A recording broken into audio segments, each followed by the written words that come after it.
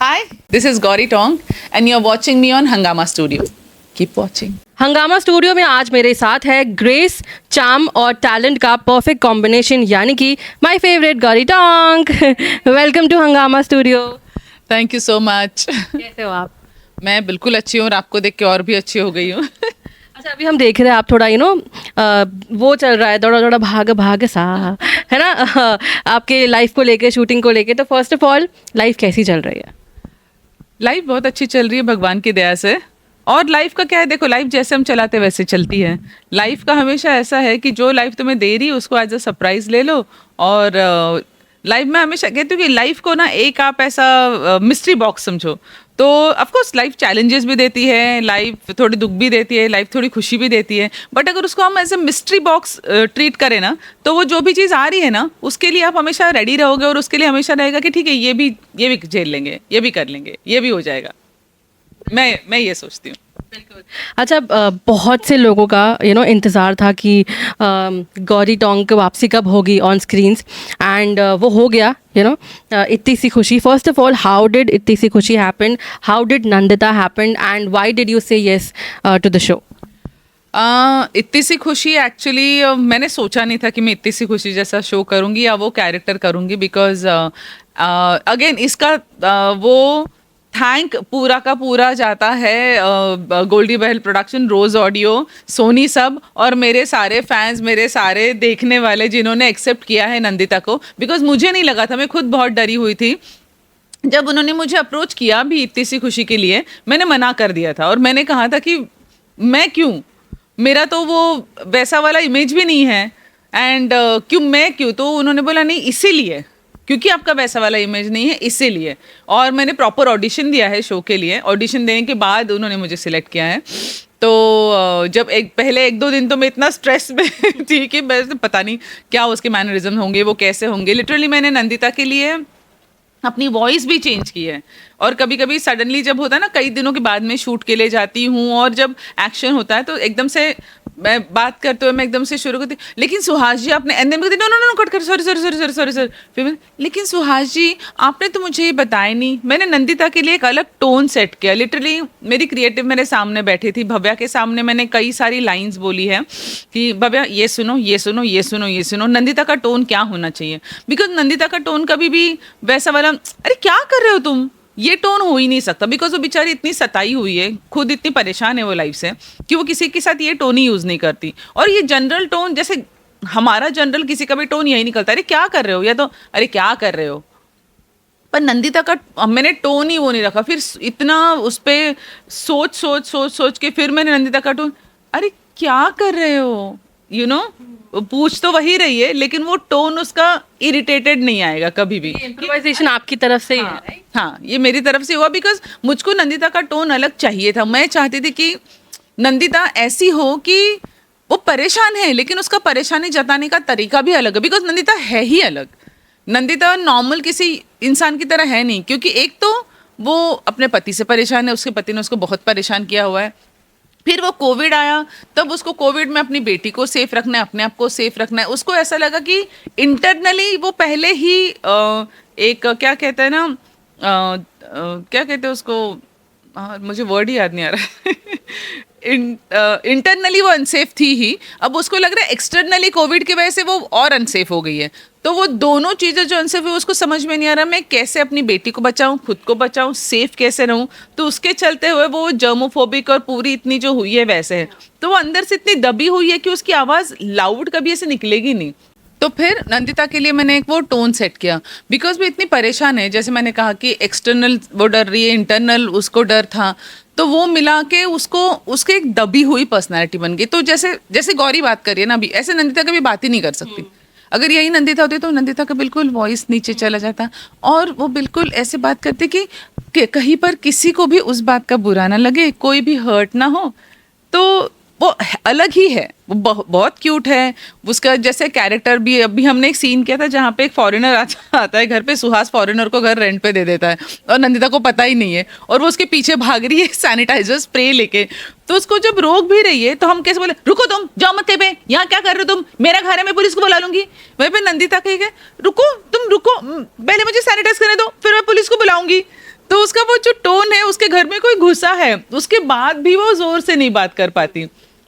सो बहुत अलग कैरेक्टर है, तो वो टोन सेट हुआ, फिर नंदिता हुआ, और उसके बाद में जो लोगों का रिस्पॉन्स आया, आई क्राइड. जब लोगों ने मुझको डीएम में बोला कि मैम, जब लोगों ने उसके अपने टीवी के वो बना के मुझे भेजे रिकॉर्ड करके, and I am like, oh my god, they love Nandita. मैंने अपनी बेटी को बोला, परी को, मैंने कहा they are loving me in the show. And I was so scared वो शो साइन करने से पहले, लेने से पहले, कि पता नहीं कैसे होगा, लोग बोलेंगे कि यार ये तो नेगेटिव करती है, ये तो ग्रे करती है हमेशा, इस पर सूट नहीं कर रहा है. For as an actor it was a challenge for me. And thank you so much for accepting Nandita. Thank you so much. जैसे आपने मेंशन किया अपनी डॉटर के बारे में, तो उनका क्या रिएक्शन था, और स्पेशली मैं यश सर का रिएक्शन जानना चाहूँगी जब उन्होंने ऑब्वियसली जब फर्स्ट टाइम देखा नंदिता को, आपका बोलने का तरीका वगैरह, तो उनका रिएक्शन क्या था? आई डोंट थिंक सो यश ने देखा है. हम दोनों एक दूसरे का काम नहीं देखते हैं. वो हमारा थोड़ा सा ऐसा सुपरस्टिशियस चलता है. मैं उनका काम नहीं देखती, वो मेरा काम नहीं देखती. मैं खुद भी अपना काम ऐसा देखती नहीं हूँ. मैं मोस्टली जैसे कि अगर मेरी बेटी ने देखा, मेरी बेटी को बहुत अच्छा लगा, मेरी बड़ी बेटी को बहुत अच्छा लगा, and she was very impressed, because last show उसने देखा था तेरी मेरी डोरिया, जिसमें मैं आउट एंड आउट नेगेटिव थी. तो उसने बोला कि मम्मा, इसमें तो आप बिल्कुल ही अलग लग रहे हो, और आपने कैसे पकड़ा हुआ है, वो टोन पकड़ा है आपने, और आप बिल्कुल इतनी क्यूट लग रहे हो कोई भी बात बोलते हुए. बोले कोई किसी ने अगर तेरी मेरी डोरिया देखा होगा और ये देखा होगा, ऐसा लगता होगा कि जुड़वा बहन है अलग अलग. जो अलग अलग, वो सीता और गीता. मैंने कहा yes, I might do a double role in TV में डबल रोल हुआ नहीं, मेरा डबल रोल करवा लो, बता रही हूँ मैं. ओके, सेट का माहौल कैसे रहता है? सबसे पहले मैं ये जानना चाहूँगी, क्योंकि मैंने ये पूछा इसलिए कि पहले के दौर के जब शूटिंग वगैरह होती थी, माहौल बहुत अलग होता था. अब आई एम श्योर आपने अलग चीज़ें एक्सपीरियंस की होगी, तो उसमें कितना डिफरेंस देख रहे हैं आप, पहले की शूटिंग का तरीका अभी, एंड जो एक्टर्स का आपस में जो बॉन्ड होता है या माहौल होता है, तो कितना डिफरेंस गौरी आपको लगा है? क्योंकि आप तो बहुत सालों से ऑलमोस्ट आई गेस 20 साल से. 27 years. Congratulations for that first. Thank you. क्या डिफरेंस देखा है? एक्चुअली ऐसा डिफरेंस कुछ भी नहीं होता. टाइम डिफरेंस नहीं तय करता, लोग डिफरेंस तय करते हैं. जिन लोगों के साथ आप काम करते हो, लोग अच्छे मिले, प्रोफेशनल मिले, तो अच्छा हो जाता है. एंड वैसा नहीं हो तो वो पूरा फिर सेट का भी माहौल ख़राब होता है और शो का भी माहौल ख़राब होता है. बट भगवान की दया से ऐसा कभी हुआ नहीं. सारे अच्छे ही लोग मिले, हार्ड वर्किंग मिले. इस शो में ज़्यादा यंगस्टर्स हैं, जो कि मेरी जो बड़ी वाली बेटी है, मेरी 22 साल की है, तो ये सारे इतनी सी खुशी में बहुत सारे उसके एज ग्रुप के लोग हैं, तो बड़ा ऐसा चौपी माहौल रहता है सेट पे या मेकअप रूम्स में भी. But all of them they are very hard working, they are very professional, and वो मुझे देख के बहुत अच्छा लगता है. मुझे जब भी यंग जनरेशन मेहनत करती हुई दिखती है ना, आई फील वेरी गुड. ऐसा लगता है कि इंडस्ट्री सही हाथों में जा रही है. लेकिन अभी ना नया चलन चला है कि 7 days ऑफ टेलीकास्ट. पहले ऐसा नहीं हुआ करता था, टिल फ्राइडे ही होता था, फिर शायद थर्सडे हुआ करता था, फिर वो फ्राइडे पे हुआ, फिर सैटरडे हुआ. पहले तो वीकलीज होते थे, डेलीज भी नहीं होते थे. फिर डेलीज शुरू हुए. डेलीज में भी होता था, फ्राइडे तक का टेलीकास्ट होता था. तब हम प्लानिंग किया करते थे कि सैटरडे संडे में से एक दिन तो छुट्टी मिलेगी, तो सैटरडे संडे में एक दिन हम लोग पार्टी प्लान कर सकते हैं, एक दिन कहीं बाहर जा सकते हैं. अब तो 7 days टेलीकास्ट हुआ है.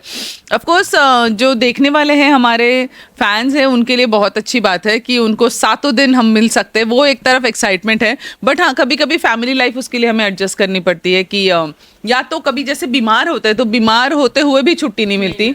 मतलब मैंने तो ये किस्सा कई बार बताया कि 103 बुखार में भी मैंने खड़े होकर शूट किया. एंड इसमें आप किसी को दोष नहीं दे सकते. अब चलते शो में मैं बीमार पड़ गई, अब वो बीमार पड़ गई हूँ तो उसमें करना ही पड़ेगा, क्योंकि टेलीकास्ट जाना है. और मैं हमेशा बोलती हूँ, हमारी जो पब्लिक है, हमारी माँ बाप है, आपके लिए एनीथिंग, और सब करते हैं, सिर्फ मैं नहीं. मैं बोल रही हूँ, लेकिन करते सब है. कई बार होता है, खांसी होती है, सर्दी होती है, बीमार होते हैं, बट आते हैं, काम करते हैं, टेलीकास्ट आप तक पहुँचाते हैं. और आप अपना इतना ढेर सारा प्यार देकर हमको इस बात के लिए प्रोत्साहित करते हो कि हम ये करें. लेकिन गौरी, ये माहौल में भी ना कहा जाता है कि एक्टर्स टैंट्रम्स दिखाते हैं. कई बार ऐसा हुआ है, हमने देखा है कि रातों रात रिप्लेस हो गए फॉर वट एवर रीजन्स. तो पहले ऐसा नहीं हुआ करता था. अब ये बहुत ज़्यादा हो रहा है कि मतलब एक्टर्स टैंट्रम दिखाते हैं, ये है वो है, रिप्लेस कर दिया गया वट एवर. तो इस पर being such a veteran now, इस पर आपको क्या रिएक्ट करना? मुझे ऐसा लगता है कि काम जो है बहुत इंपॉर्टेंट होता है. कोई भी काम, नॉट ओनली दिस इंडस्ट्री, कहीं पर भी जब आप कोई भी काम करते हो सबसे पहले get ready for the hard work. कोई भी चीज़ प्लेटर में किसी को भी नहीं मिलती, ना हमको मिली है ना किसी को मिलती है, किसी को भी नहीं मिलती. बड़े से बड़ा स्टार का बच्चा भी उसको भी नहीं मिलती, उनको भी मेहनत करनी पड़ती है, सबको मेहनत करनी पड़ती है काम के लिए. और आपके पास काम होना एक बहुत लकी, बहुत अच्छी बात है. जब नहीं होता वो काम तो पता चलता है, लेकिन जब काम होता है तब अगर आप टेंट्रम्स दिखाओगे, तब आप काम नहीं करोगे, तब आप लाइंस करके नहीं आओगे सेट पे, आप अपने कोस्टार्स को वेट करवाओगे, नॉट डन, यू नो. क्योंकि आप तैयार होकर आओगे, हम सब रेडी होंगे, हम शूट टाइम पे पैकअप करेंगे, हम घर पे जाएंगे, हमारे सेटिंग, कैमरा डिपार्टमेंट, हमारे स्पॉट, सभी सबकी फैमिली सब टाइम पे घर जाएंगे. दूसरे दिन, क्योंकि एक्टर्स का क्या होता है, एक्टर्स फिर भी जल्दी पैकअप कर लेते हैं. हमारे स्पॉट्स बेचारे सारा पैकअप होने के बाद लोडिंग करते हैं टेम्पो में, उसके बाद घर जाते हैं, फिर सुबह सबसे पहले वो आते हैं. So just let's be human, सबके बारे में सोचो, तभी सब मिलके काम करो. तो जब सब मिलके काम करते हैं ना तो वो इफेक्ट भी अलग आता है, एंड कहीं ना कहीं से आपको ब्लेसिंग भी मिलती है. I believe in that. अच्छा, यश सर और आपको कितना साल हो गए अभी साथ में? I think 23 years. अभी अक्टूबर में हम 23 ईयर्स कंप्लीट करेंगे. तो कैसे चल रहा है उनके साथ ये जो पहले जब आप लोग शायद मिले थे, डेट कर रहे थे, वो प्यार वो नया नया होता है ना वो, एंड अब 23 ईयर्स के बाद क्या कहेंगे about the relationship that you guys share? ठीक ही चल रहा है वैसे. अच्छा है हमारा. 2 बच्चे हैं सुंदर, तो अच्छा चल रहा है. ही इज देखो यश, मैं हमेशा कहती हूँ कि जो 2 पार्टनर्स होते हैं उन दोनों को उनकी अच्छाई से ज़्यादा उनकी खामियों पे काम करना ज़रूरी होता है. कि जो मेरी खामियां हैं वो समझ ले, और जो उनकी खामियां वो मैं समझ लूँ. मैं इग्नोर कर देती हूँ और वो भी इग्नोर कर देते हैं. तो किसी को सुधारने की ज़रूरत नहीं है, इग्नोर मारो और आगे चलो. क्योंकि सुधारने क्या मतलब, एक देखो जो भी है उनकी एक सर्टन उम्र के बाद एक इंसान आपकी लाइफ में आता है, फिर आप बोलते हो कि अच्छा हम इस चीज़ को चेंज करेंगे. उस इंसान को भी समझना चाहिए, आपको भी और उस इंसान को भी, कि पूरा का पूरा किसी को चेंज करना नॉट पॉसिबल है. कुछ चीज़ें इग्नोर करो और कुछ चीज़ों के लिए कहीं पे बीच में मिलो कि अच्छा ठीक है इतना और इतना. तो ये करने से ही टिक सकता है. वरना अगर हर चीज़ पे बोलो तो भाई तुमको ये पसंद है खाना, like I am a foodie, Yash is not a foodie, but he has to understand कि आई एम अ फूडी. मेरा खाने से मन मेरा बदलता है और अब वो समझ चुका है ये बात. इसलिए जैसे मैं अपसेट होती सबसे पहले मेरी बेटी, बड़ी वाली बेटी, मम्मी के लिए मम्मी की फेवरेट बिरयानी मंगा, मम्मी अपसेट, मम्मी के लिए बिरयानी मंगाओ. सो मुझे पता है वो किस चीज़ से खुश होता है, उसको पता है मैं किस चीज़ से खुश होती हूँ. ये ज़रूरी नहीं कि वो चीज़ से खुश होता है मुझको पसंद हो, but I will do that for him because he likes it. जैसे मैंने कहा कि शुरुआत में जब हमारी शादी हुई थी, I wasn't a party person, he was. मुझे ऐसा लगता था कि पार्टी करना वेस्ट ऑफ टाइम है, बट आज मुझे भी अच्छा लगता है. दोस्त मिलते हैं, एक साथ आते हैं, मिलते जुलते हैं, सबसे मिलना जुलना होता है. कुछ चीज़ें उसने मेरी अपनाई, कुछ चीज़ें मैंने उसकी अपनाई. So that is how it goes. और बच्चे आने के बाद बहुत अलग हो जाता है यार. ओके, मुझे ना एक फ़ोटो याद है उनके एक सीरियल का. मतलब मुझे बस वो उनका चेहरा याद है, one of the handsome actors we have in television.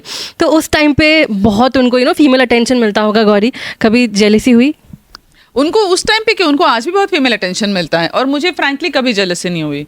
Because मुझे खुद को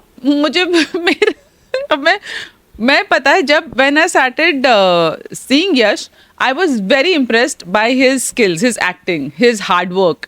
वो जिस तरह के, यश बहुत अच्छे एक्टर है मुझे हमेशा लगता है. आई am a big fan of his, उनके एक्टिंग की. लुक्स के बारे में मुझे हमेशा लगता है कि हर एक की अपनी अपनी पसंद होती है. और उनको, जैसे मैंने उनको जब डेट करना शुरू किया, not because he was good looking, because he was my favourite actor. Because I really, आज भी बोलते वो आज भी मेरे फेवरेट एक्टर है. मैं कभी वो कुछ काम करते हैं तो जैसे रेगुलरली नहीं देखती, बट एक बार वो देख लेती हूँ मैं, जस्ट टू सी कि उन्होंने क्या किया. ही इज़ लाइक, मेरे लिए तो वो बुक है, वो किताब है कई लोगों के लिए. कि मतलब देखना, अगर समझना है किसी चीज़ को तो यश को देख लो वो. और जैसे कई बार जैसे कुछ रोल्स होते हैं, कुछ होता है मुझको नहीं समझ में आता, I come to him, he comes to me, हम दोनों एक दूसरे से बात करते हैं. अच्छा वो क्रश की आप बात कर रहे थे, मुझे नहीं होती, पता नहीं मुझे नहीं जलस होती. मुझे ऐसा लगता है लोग पसंद कर ले बिकॉज वो गुड लुकिंग है, तो उसमें जलस क्या होना. गुड लुकिंग सबको क्रश होता है, सबको गुड लुकिंग लगता है तो मेरा शादी तो मुझसे की है. And again in marriage also मुझे हमेशा ये लगता है कि तुम किसी को पकड़ के रख नहीं सकते. शादी हो, कुछ हो, किसी को जाना है वो जाएगा ही. तो वैसे ही रखो, तुमको जाना है तुम जाओ, रहना है तुम रहो। मुझे ये पता है आई एम द बेस्ट, मैं बहुत अच्छी हूँ। सो यू हैव मी, तो you should feel good that I have Gauri, I am with Gauri. तो एंड उन पे क्रश होता है, अच्छी बात है। He is a good looking man, यार मैं खुद बोलती हूँ बहुत गुड लुकिंग आदमी है। मतलब जिनको जिनको उन पे क्रश है, मैं ये बोलती हूँ आपकी चॉइस अच्छी है। ओके, ऑन दैट नोट, इतनी सी खुशी में सुम्बुल भी है। उनके साथ वर्किंग एक्सपीरियंस कैसा है? क्योंकि she is a very genuine person, जितना हम भी पर्सनली उनको जानते हैं, बहुत प्यारी सी हैं। तो आपका बॉन्ड कैसा है उनके साथ? सुम्बुल के साथ मेरे कोई सीन्स नहीं हुए अब तक, आने वाले इसमें आने वाले हैं ये सीन, अभी मुझे पता चला है। बट जैसे हम सेट पे मिलते हैं, she is very sweet and she is a very hard working kid. वो बहुत मतलब जब मैंने फर्स्ट एपिसोड देखा था इतनी सी खुशी का, एंड हम लाइक इतनी छोटी उम्र में ये समझ होना बहुत कम लोगों में होती है, और वो सुम्बुल में है। तो मैंने तो पहले उसको मतलब कुछ क्लिपिंग्स वगैरह होती उसमें देखा था, लेकिन जब मैंने इतनी सी खुशी का फर्स्ट एपिसोड देखा, मैंने कहा this girl has something in her and very hard working. And मैंने उसको बताया भी ये बात, मैंने कहा you are doing really well. And वैसे भी वो ऑफ कैमरा भी बहुत स्वीट है, बहुत प्यारी सी बच्ची है, और बच्ची है वो छोटू से, तो मेरी बेटी की उम्र की है वो। सो मैंने उसके बाद बताई भी, मेरी बड़ी बेटी भी 22 ईयर्स हो जाएगी अभी नेक्स्ट मंथ में, तो she is also same age. So मेरा बिल्कुल ऐसा बहुत ऐसा मदरली सा फील जाता है उसकी तरफ, and I feel very proud of her. Okay, to all the fans जो ये इंटरव्यू देख रहे हैं, जितने भी पसंद करते हैं नंदिता को एंड इतनी सी खुशी को, उनके लिए क्या मैसेज देना चाहेंगे? फर्स्ट ऑफ ऑल तो मैं हर इंटरव्यू में यही बोल रही हूँ, thank you so much for accepting me as Nandita, because Nandita का कैरेक्टर लेने से पहले मैं खुद बहुत डरी हुई थी, लेकिन जितना प्यार आप लोगों ने दिया है, जितना आप लोगों ने सराहा है, उसके लिए थैंक यू सो मच। और not only for Nandita, from so many years you have been accepting me in so many roles. इतने अलग, मैंने कभी ग्रे किया, कभी निहारिका किया, कभी जसलीन किया, कभी साक्षी किया, तो अब नंदिता कर रही हूँ, और बहुत जल्दी आप मुझे वर्टिकल में भी देखेंगे। मदर ऑफ 3 प्रिंस बहुत जल्दी आ रही है, आपको पता चल जाएगा। सो सब में आपने इतना प्यार दिया, thank you so much, and you know that genuinely I love you. And और क्या बोलूँ, आप लोगों का प्यार मेरे लिए बोलता है, और मैं जिस तरह अलग अलग चीज़ें रिस्क लेती हूँ आपको एंटरटेन करने के लिए और आप तक पहुँचने के लिए। सच्ची बताऊँ, मैं कभी भी कोई रिस्क सिर्फ इसलिए लेती हूँ कि इससे शायद मैं और मेरे लोगों तक और मेरे फैंस तक पहुँच पाऊँ, और मैं पहुँचती हूँ, और आप उसका पूरा प्रतिसाद मुझे देते हैं, उसके लिए thank you so much. Thank you हमसे बात करने के लिए and inviting us here. Thank you so much for coming, she is a sweet heart, बहुत मज़ा आया बात करके। थैंक यू जो कैमरा के पीछे उनको भी तब से वो खड़े बेचारे कैमरा हैंडल करते हो, thank you so much. Bollywood TV shows और बिग बॉस से जुड़ी लेटेस्ट अपडेट के लिए लाइक, फॉलो और सब्सक्राइब करें, और बेल आइकन को जरूर दबाएं।